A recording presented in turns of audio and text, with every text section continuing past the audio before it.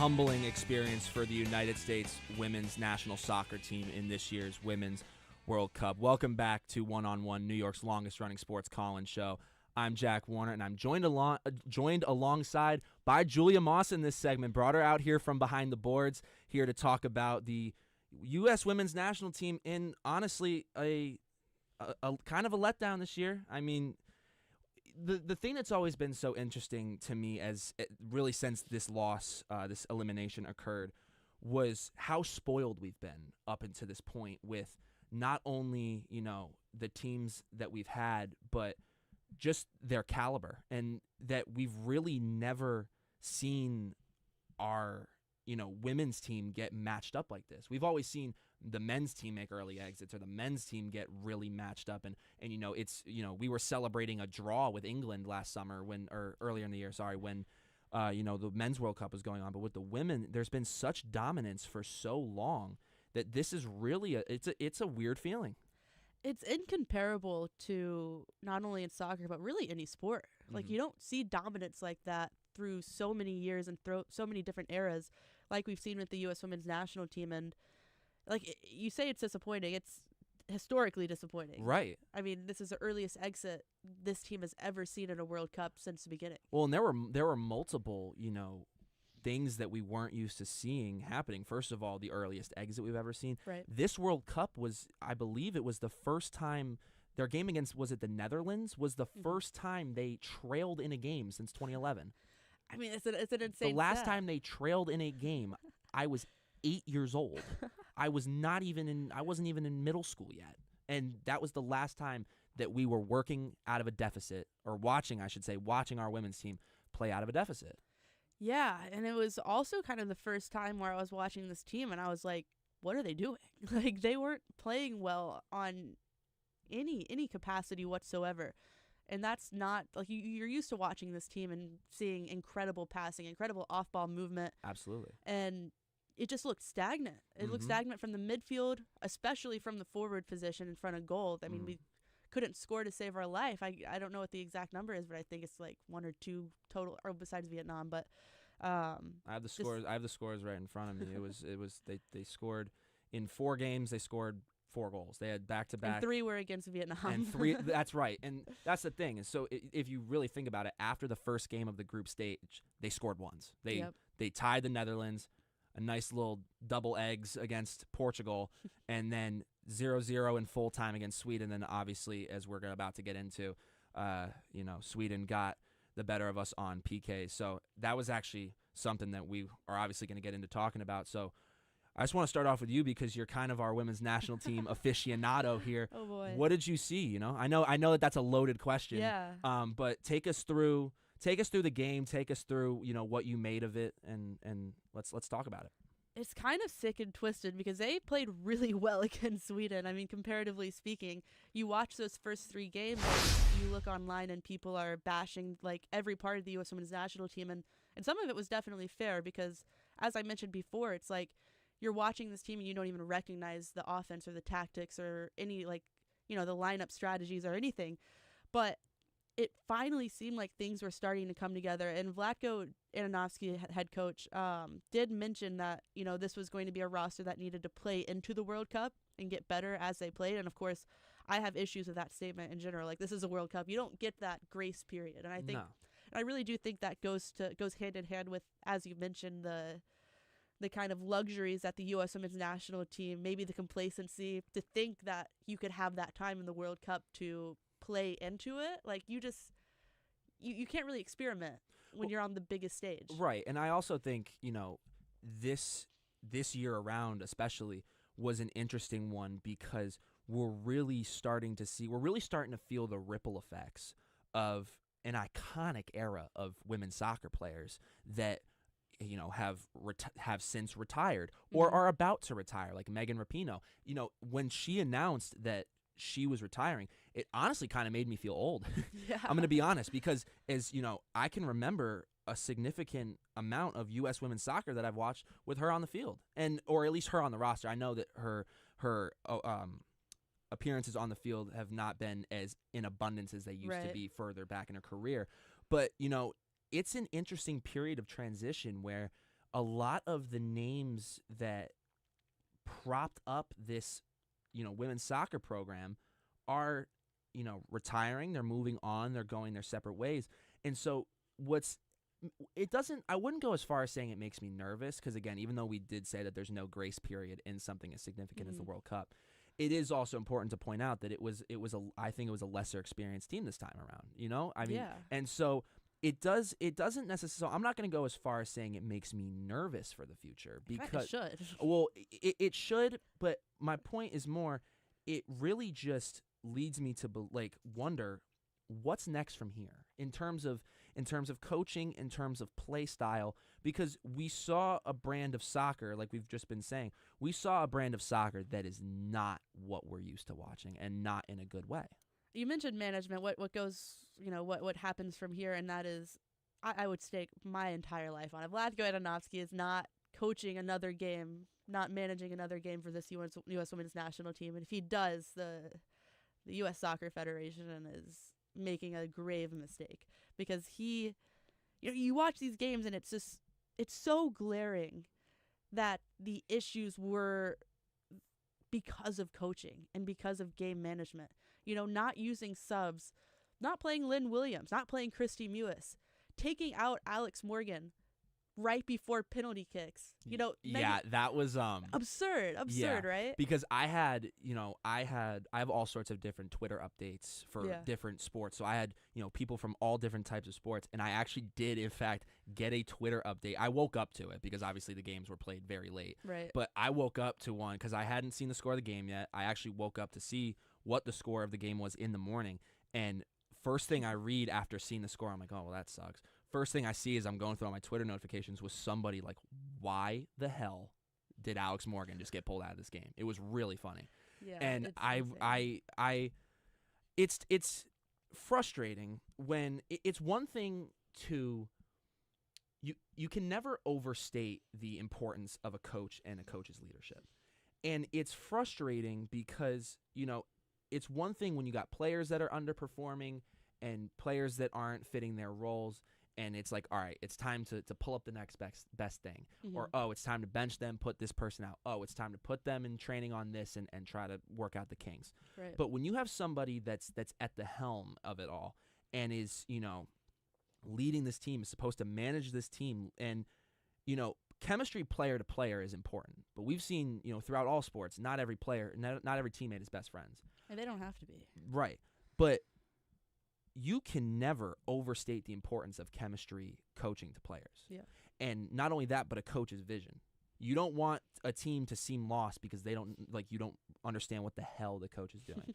So it's already one thing now. Is it probably part of the reason why we are sitting here talking about an elimination? Yeah, it's probably very likely. But it's also just another sort of piece to this puzzle that's not a fun thing to talk about. That is, not only were there problems on the field, but there were problems at the level of the person who controlled the things on the field. Yeah, and this is another issue I have with people who pay attention to the women's national team just once every 4 years when the FIFA World Cup is happening. This is not, to people who've been watching this team consistently, even through like the down periods of the World Cup, this is not a surprise. This elimination is not surprising because if you watch the Tokyo Olympics, and I just want to say I am so sick of waking up at ungodly hours to watch this team suck. I'm so done with it. I did it in 2021 in the 2020 Tokyo Olympics. I woke up constantly. I mean, Tokyo times and U.S. times are just about as far apart as Australian times and U.S. times. So I was still waking up at 3 a.m., 4 a.m., 5 a.m. and watching stagnant offense. Like, it's only gotten worse. The moment Jill Ellis left this team, we have seen a consistent decline in offensive production and just overall, like, team chemistry. And I think that's attributed to Vlatko Adanovsky not playing players in roles and giving them, guidelines and expectations that suit their skill, because it is just so apparent when you're watching this team since the moment he took over. I mean, the Tokyo Olympics was a massive failure. I wouldn't have been surprised if they looked for a new coach, in that period. And then he had 2 years to bring new players up, get them very familiar with the U.S. Women's National Team, and then, try and push them for a World Cup. But no, he didn't really do that. He put Savannah DeMello on this roster, who didn't step on the field before being named to the World Cup roster, didn't step on a U.S. women's national team game field.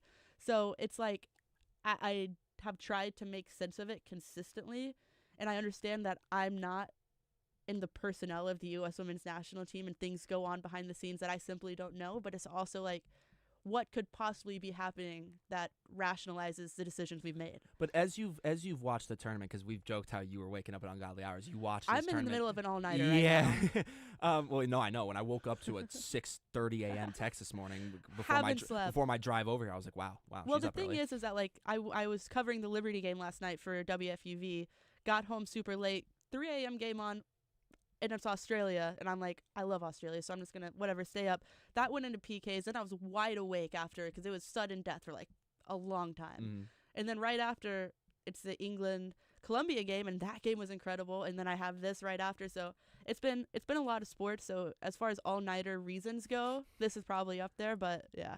So we actually have a caller on the line. Oh boy. We have Andy Rodriguez. Fire away, my man. Good to hear from you. Hey, what's up, guys? I had to pitch in, you talk about women's soccer. And first off, I just want to say, Julia, you're a trooper for waking up that early for the game. It's true. That is insane. And, yeah, I just couldn't, be bothered to wake up because, as Julia said, if you've been watching this team, you kind of expected this result. I certainly did. And, yeah, all your critiques about the coaching is right. But also, it's a weird spot. I commented on YouTube. I was like, I'll just call. We're like, as a U.S. women's national team fan, obviously the result is disappointing. But also what they've been doing is try to push the sport to another level, like elevate women's soccer as a whole. So also the result is kind of like what they were aiming for anyways, because now the competition's better, which is what everyone wanted. It's competitive. So it's a weird spot as a U.S. fan. Yes, you don't want them to lose. You want them to win easily. But also, you want everyone to be better, and now they are. And then you realize, oh, that means we're not as good anymore. It's just a weird spot to be in. I don't know what you guys think about that. Nah, dude, I completely agree. Thank you so much for your call. And honestly, that's a point that was on my mind that I didn't even really get to yet, which is that, we were talking about how we've been spoiled by the teams that we've had for the U.S. women's national team. We've seen victory after victory. And the other thing that, don't get me wrong, there is unlimited pride in winning the World Cup. Right. Those our last couple championship teams, or, the World Cup teams, obviously brought a lot of pride and things to be proud of. But the one thing that I will say, and this doesn't make the situation suck any less about, how underwhelming the leadership was in this tournament specifically, and how this team has fallen short. But the one thing that I do think makes this interesting for the future is that the only thing that, I won't say ruined, but was a small blemish on such an exciting time for the U.S. women's national team when they were winning World Cups, was that it was a blowout every game. If you think about, when we're talking championships, think about the titles that no one talks about. You think when we're talking football, does anyone talk about the Seahawks Broncos Super Bowl? No, because it was a just curb stomping. Right. So what I do think makes this interesting is I agree with Andy in that, yes, it's not a fun experience for the women's national team. It's not fun as a citizen of the United States to watch the women's national team have a tournament like this one. But it does almost make you excited to see women's soccer elevate if, more people will be prone to tune in simply because there's more of a competition at play. I completely agree. I mean, it is kind of complex because I have been following this team since I was 10 years old. Absolutely. And it's the only team I support that actually wins things, being a Titans and a Grizzlies being from old fan. Tennessee. Yeah, being from Tennessee. So that's kind of been taken away. If it's the last thing I had.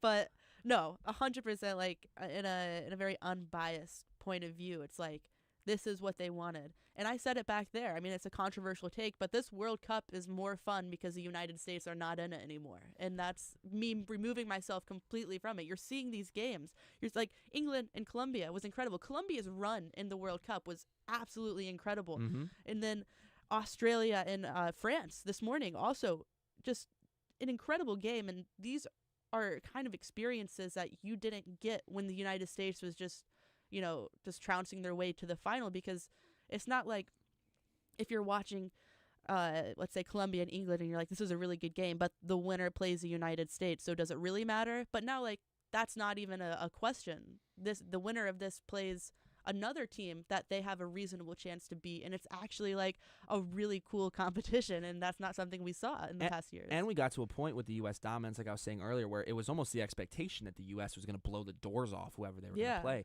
Now it's more of I won't say it's an even playing field, but it's because I think that I think saying just with a U.S. exit that it's now an even playing field is maybe a bit of an overstatement. But what I will say is it makes the rest of the tournament less predictable. Yeah. It allows us to kind of decide for ourselves, from what we've watched in the tournament up until this point, who we think is going to be the favorite going forward. So I got to ask you, with just a few minutes left in this segment, I want to ask you, from what you've seen, because I know you're eat, sleep, and breathe in this tournament. What I got to ask you is, from what you've seen, how do you see the remainder of this tournament shaping up? Whether it's predictions, whether it's, what countries you expect to shock, if you have any countries that you expect to be an underdog or a shocker, what do you see in the post-USWNT World Cup? That's a great question. It's so fun because I don't really know. England and Australia is going to be a great matchup. I think Sweden will take care of their match, get to the finals, and I'm rooting, honestly, I'm rooting for whoever wins between England and Australia. My preference is such a hot take. Everyone on women's soccer Twitter hates England. I've said this before. I think England is gearing up to be the next U.S. women's national team. They have such a strong base, such a strong developmental program over there, and they're really good. They're coming off the Euros win just a couple years ago, and now are in prime position to win a World Cup. One last minuscule little thing before we send it back All to right. break. With, obviously, as I mentioned earlier in the segment, a tenured, beloved member of the U.S. Women's National Team announced her retirement this year. With Abby, I said Abby Wambach. That's awful. No, with It's Megan literally Bing. That's years ago. Anyway, Abby Wambach's been on my mind the whole time because we've been talking about dominant USWNT teams. Anyway, Megan Rapinoe Yep. announces her retirement. I want to know, just as her departure is about to occur, what you think this team will miss most from her presence as a fan, as a longtime fan. She seems like somebody that she always seemed like somebody, at least, that was a team player and was somebody who could boost her teammates up. But I want to hear from you, with this significance that this team has to you, what you'll miss most about having Miss Rapinoe on the sidelines. Yeah, I think it's crazy because I think as a player, what I'll miss the most is mostly the stuff she did off the field. She elevated the game so much, and she was kind of the face of that push for equal pay, and she took so much heat for that. She's usually the first person to get attacked in a lot of those situations for people who don't agree with their view on it. I think she's one of the most brave people that's ever played this sport, and then just in general as a person, because the amount of things she's done for social justice, and then also just the empowerment of women's sports, is just second to none. And again, she knows the hate she's going to get for certain things, and she still is pushing forward and still raising the bar. Mm-hmm. And it's just, people say just nasty things about her. Mm-hmm. And her play on the field is of course going to be missed. I mean, she's set piece queen. It's unfortunate timing, but she's also pretty dang good at penalty kicks. Yeah, that's a sore subject. It's a sore subject, but it's another thing they'll probably miss. But for me, when I think of Megan Rapinoe, I think of the progress she's really spearheaded for this women's national team and just women's sports in general. Well said, Julia. Thank you so much for helping me out and chatting my Of course. personal USWNT aficionado. I'll see you back in a few segments when we chat Liberty. Looking forward to it. But as we send it into the break, when we come back, we're going to be talking about Lionel Messi and his huge impact already in just his few weeks playing in the